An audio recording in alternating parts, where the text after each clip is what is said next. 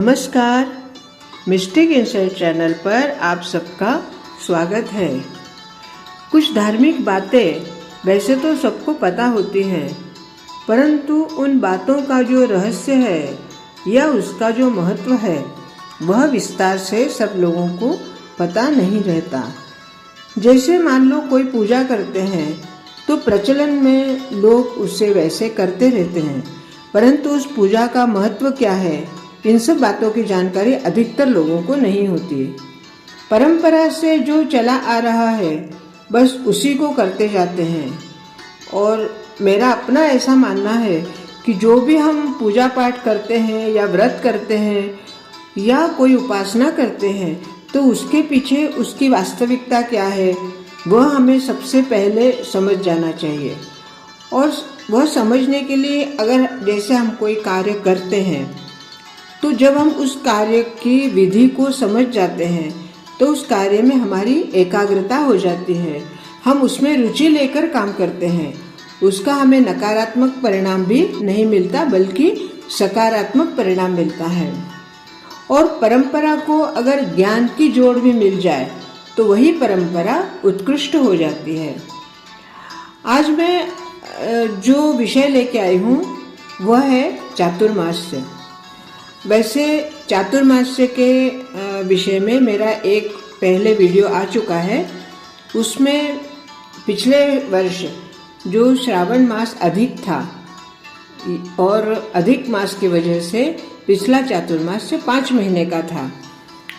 इस वर्ष का चातुर्मास हमेशा की तरह 4 महीने का है। तो आज हम बात करते हैं चातुर्मास्य के बारे में, जो कि पुराणों में चातुर्मास्य के बारे में क्या कहा गया है। व्रत, भक्ति और शुभ कार्य के इन 4 महीनों को चातुर्मास्य कहा गया है। ध्यान और साधना करने वाले लोगों के लिए ये मास अति महत्वपूर्ण होते हैं। इस दौरान शारीरिक और मानसिक स्थिति तो सही होती ही है, साथ ही वातावरण भी अच्छा रहता है। पद्म पुराण में चातुर्मास्य के महत्व का वर्णन मिलता है। आज हम जानेंगे चातुर्मास्य का महत्व क्या है।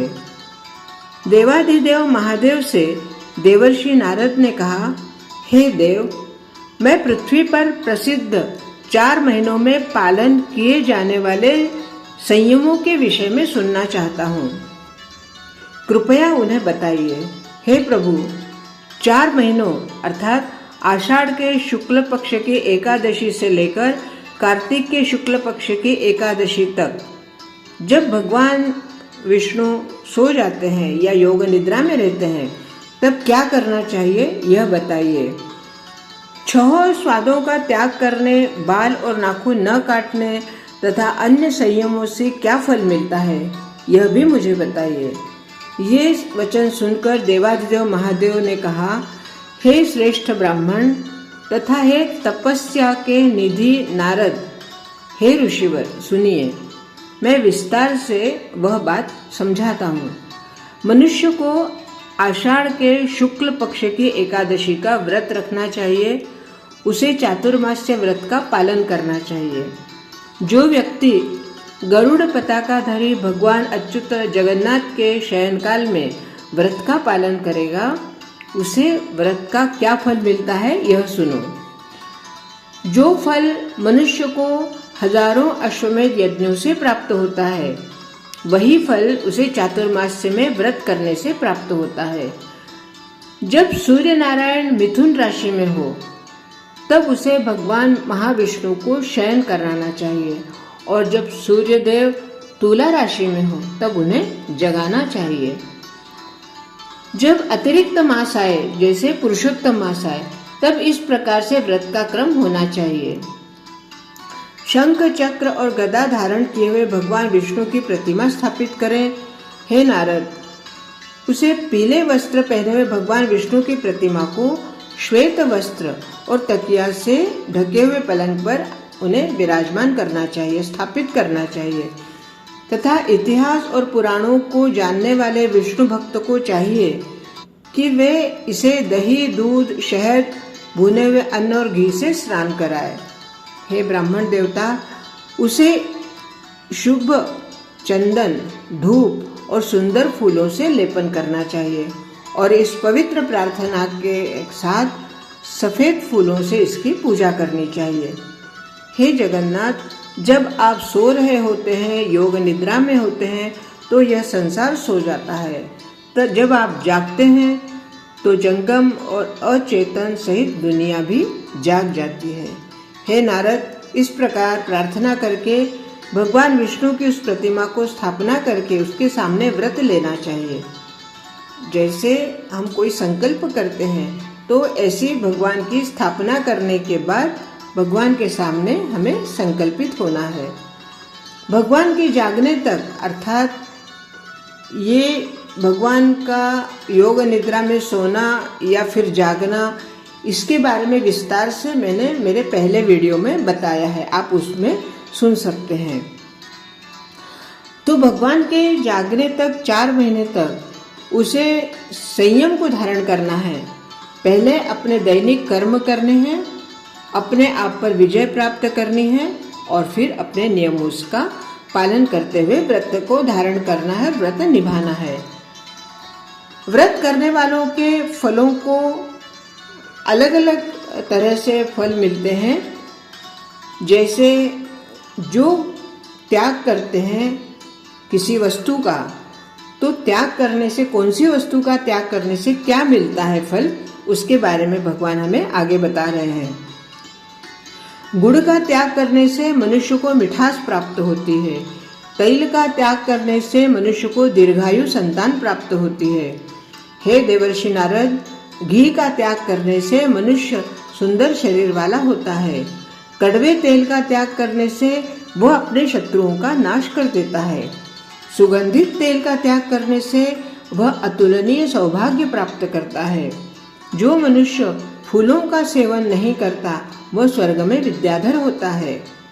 जो मनुष्य ध्यान का अभ्यास करता है वह ब्रह्मा का पद प्राप्त करता है।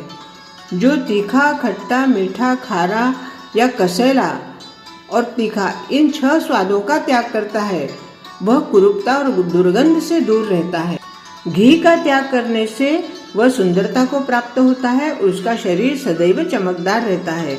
हे श्रेष्ठ देवर्षि नारद, फलों का त्याग करने से उसे बहुत से पुत्र प्राप्त होते हैं। पलाश के पत्ते खाने से वह सुंदर होता है और सुख पाता है। जो प्रकाश करता है, अर्थात जो दीपदान करता है, वह तेजस्वी होता है, वास्तव में धन का स्वामी होता है। जो दही और दूध का त्याग करता है वह गोलोक को प्राप्त होता है। जो मौन व्रत धारण करता है उसका आदेश कभी निष्फल नहीं होता। दूध में पकाए हुए चावल का भोजन न करके वह इंद्र का पद प्राप्त करता है। धर्म का पालन करने वाला तथा उसमें रमण करने वाला 100 गुना फल वाली प्रार्थना नारायण को नमस्कार कहकर स्वर्ग में विद्याधरों का एकमात्र स्वामी होता है। जो मनुष्य केवल पुष्कर में स्नान करके गंगा स्नान का फल भोगता है वह पृथ्वी का स्वामी होता है। हे बुद्धिमान नारद, जो अपने घर में भगवान विष्णु का अभिषेक करता है, स्नान कराता है, वह वैकुंठ में 1 कल्प तक निवास करता है, इसमें कोई संदेह नहीं। जो मनुष्य मूर्ति को अपने दाहिने ओर रखकर परिक्रमा करता है वह हंसों से जुटे हुए दिव्य विमान में जाता है। जो गाता है, वाद्य बजाता है, वह गंधर्व लोक में जाता है। हे बुद्धिमान नारद, व्यक्ति प्रतिदिन पवित्र ग्रंथों के पाठ से लोगों का ध्यान आकर्षित करता है या लोगों को सुनाता है, वह भगवान विष्णु के समक्ष व्यास का रूप प्राप्त करता है और फिर भगवान विष्णु का पद प्राप्त करता है। तुलसी दल से पूजन करके वह भगवान विष्णु के नगर को जाता है। जल छिड़कने से उसे अप्सराओं का दिव्य स्थान प्राप्त होता है। घर में शीतल जल से स्नान करने से उसे निष्कलंक शरीर प्राप्त होता है। गर्म जल से स्नान न करने से उसे पुष्कर स्नान का फल मिलता है। पत्तों से भोजन करने वाले को कुरुक्षेत्र में स्नान का फल मिलता है।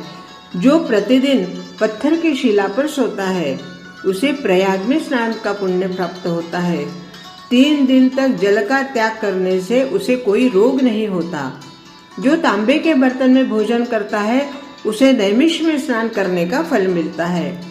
बेल धातु का त्याग करके उसे बचे हुए बर्तनों का उपयोग करना चाहिए। यदि कोई उस अन्य बर्तन उपलब्ध न हो तो उसे मिट्टी का घड़ा या पलाश के पत्तों से बना हुआ या दूसरों से लिया हुआ बर्तन उपयोग में लाना चाहिए।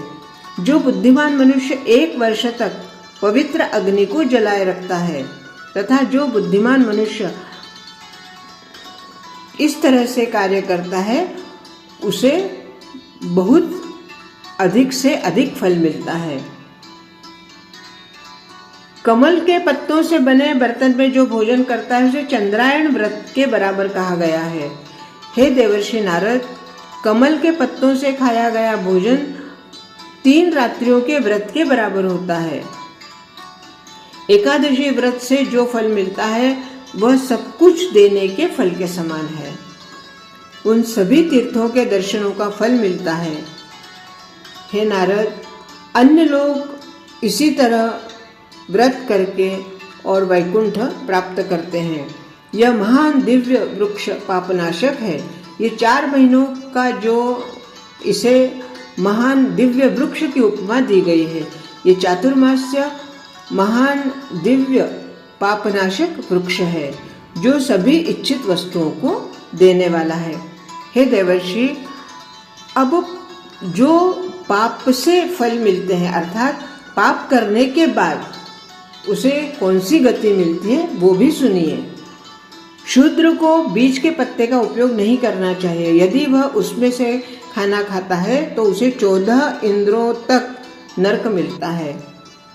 उसे बीज का पत्ता छोड़कर दूसरे का खाना खाना चाहिए। हे ब्राह्मण, जो शूद्र बीज के पत्ते से भोजन करता है वह ब्राह्मण को भूरी गाय देने से ही शुद्ध हो सकता है, अन्यथा नहीं। जो शूद्र अपने घर में गाय दुहेगा और वही दूध पिएगा वह मल में कीट के रूप में जन्म लेता है और 10,000 वर्षों तक वैसे ही रहता है और कीट योनि से मुक्त होकर उसे पशु योनि प्राप्त होती है। हे नारद, जो शूद्र जाति का मनुष्य भूरे बैल को हाँकता है वह उसके शरीर पर जितने बाल होते हैं उतने वर्षों तक कुंभीपाक नरक में भुना जाता है। इसमें कोई संदेह नहीं है। विशेष रूप से यदि शूद्र के घर में बकरी हो तो उसका दूध पीकर वह रौरव नरक में जाता है। जो शूद्र ब्राह्मण से संबंध रखता है वह कुलीन कुल का कहलाता है और वह ब्राह्मण वेदों से बहिष्कृत हो जाता है। जो ब्राह्मण व्यापार करने के लिए प्रेरित होकर शूद्र की आज्ञा का पालन करता है वह जितने वर्षों तक उस शूद्र की सीढ़ियां चढ़ता है उतने वर्षों तक वह नरक का वासी होता है। यदि शूद्र किसी ब्राह्मण को अपने घर जल लाने के लिए भेजे तो वह मदिरा के समान उस जल को पीकर नरक में जाता है। शूद्र को चाहिए कि वह सदैव ब्राह्मण को दान दे, ब्राह्मण की सेवा करे। उसे ब्राह्मण के प्रति विशेष भक्ति रखनी चाहिए। यहाँ सुख भोग कर वह परलोक में जाता है। 5 तत्वों से बना यह संसार व्यर्थ कहा गया है, इसलिए उसे अपने गुरु को दान देना चाहिए। इससे उसे अक्षय फल की प्राप्ति होती है। हे नारद, हे श्रेष्ठ ब्राह्मण, इस भयंकर कलयुग में पापमय आचरण से युक्त दुष्ट लोग पुण्यवान मनुष्यों की निंदा करते हैं। निंदा करने से मनुष्य महाप्रलय तक दुखी रहता है।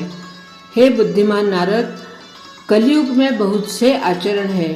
पुण्य देने वाले, कामनाओं को पूर्ण करने वाले और मोक्ष देने वाले धार्मिक आचरण दुर्लभ हैं।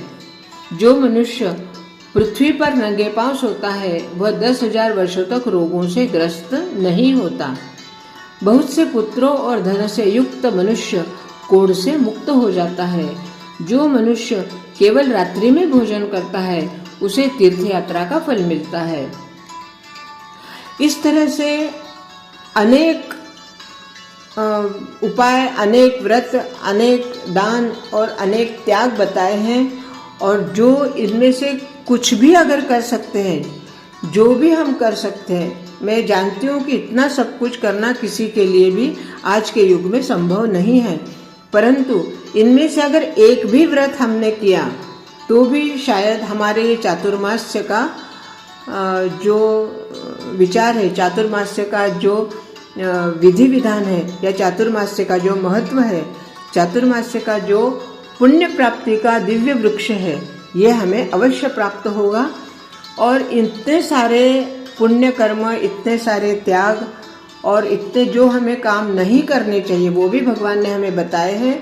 तो इनमें से अगर हमने एक भी कोई व्रत धारण कर लिया तो हमारे लिए ये कल्प वृक्ष दूर नहीं है, और भगवान की कृपा होने के बाद इस कल्प वृक्ष से हमें वह सब कुछ प्राप्त हो सकता है जो भगवान हमें देना चाहते हैं। तो आज चातुर्मास्य के बारे में पद्म पुराण में कहे अनुसार हमने काफ़ी सारी बातें जान ली है, और आशा करती हूँ कि इससे आपको अवश्य लाभ होगा। आज के लिए इतना ही। बहुत बहुत धन्यवाद। नमस्कार।